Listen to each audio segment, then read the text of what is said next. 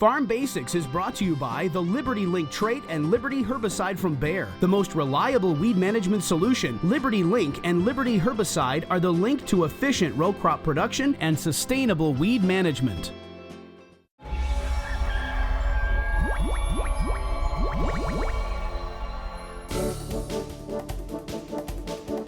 During our Farm Basics time today, we're going to talk about killing stuff, killing bugs. Okay, first of all, bugs aren't always bad. There are certain uses for bugs and there's good places for them. Around your house is not one of them unless you like to collect insects like my oldest son does. But let's just say that you see spiders around the outside of your house. Like right now, I see some spiders in the crop residue that we're standing on right now. What that tells me is there's a food source for them. There's other bugs that they're feeding on. What are they feeding on? Maybe they're feeding on flies, maybe they're feeding on ants. Who knows what the bugs are? But you've got some bugs around your house. I don't like that. I want to enjoy my house. I don't have to worry about things. Well, so, let's also what talk. do you do? Yeah, let's also talk about inside the house, and it goes back to when Darren and I were kids, and we were doing chores every morning and every night, hog chores. So we were out in the hog barns, and one of the big things our dad told us is, "Hey, every week you got to be sweeping down the ceilings." Literally, we would sweep down the ceilings to make sure there are no cobwebs, because he'd talk about disease and just problems you're going to have. That hey, our barns have to look great, and we want to try to prevent any disease. So we would also spray insecticide, and it's the same thing in your house. So if you want to control spiders, ants, crickets, grasshoppers, ticks, mosquitoes, just a whole bunch of bugs around your house, in your lawn, that's what we're talking about today. Well, I think it's interesting, Brand, because I do talk to people all the time that say, well, I don't know if I really want to spray anything around. I've got pets and I've got kids and I'm concerned about this. And I say, well, does your pet have a flea or tick collar? Oh yeah, absolutely. I wouldn't go without that. Like, well, guess what you would be spraying around your house? The same thing that's in the flea and tick collar. If it's safe enough to put on the neck of an animal that you're going to be holding,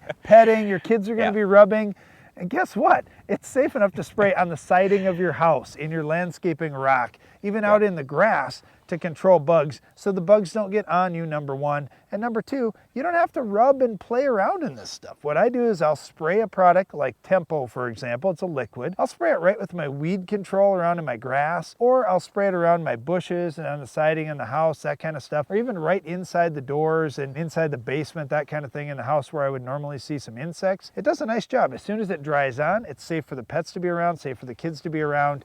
It literally takes just a few minutes most of the time in the summer for that to dry, and everybody can go back to playing. The reason why this Tempo is labeled in homes, schools, hospitals, restaurants, around your house, in your lawn, around your animals, around you, is because it's made from the chrysanthemum flower, okay? It's like sprinkling a flower all around your house, inside your house. Yes, I realize some people are allergic to flowers, and you might be one of those people. So it's very possible that if you were spraying it yourself and you spilled some on your arm, that you might get a rash, okay? But it's never gonna kill anybody. And if you have this worry, then have somebody else spray it for you. It's not that big a deal. Once that product is dried on, then there's very, very little risk at all. So this is a tremendously safe product for humans, for livestock, for the environment, for your pets, and that's the reason why it's so widely used around the world. And the other great thing is, it is very effective on these bugs. So around my house, for example, we'll spray at least once a month. It does work great, and we've been using it for many, many years. Right, there's one other product that you may consider using around your house, and certainly there's other choices too.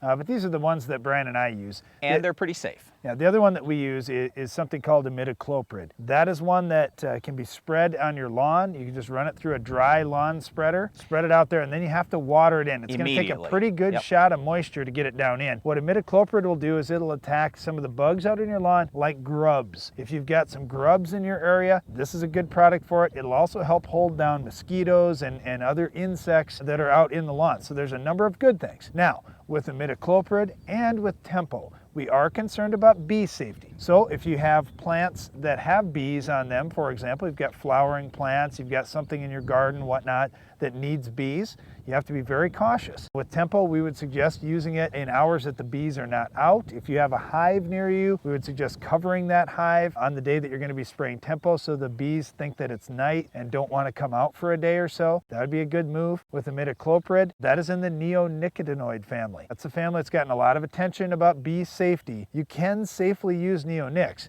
but like Brian was saying, we want to water it in right away. spread it out, then turn your lawn sprinklers on and let them run for a while and let them wash all that product down in the ground so you don't take any chances that bees are going to pick it up and bring it back to the hive. I know that using a pesticide, or what's called a pesticide, around your house does sound scary, but when I tell you that what we're using here is from a flower and that imidacloprid is tremendously safe, it's actually from the nicotine family, and while nicotine may be harmful to smoke for 20 years, it's not too harmful when you immediately water it into your lawn and then it's basically gone down into the soil. So with those two things, they are tremendously safe. It's not like the old pesticides we had 30, 40, 50 years ago. These are very safe, and we do have homeowners all around the world using these very effectively today. Well, these products will control bugs, but they won't control our weed of the week. Can you identify this week's weed?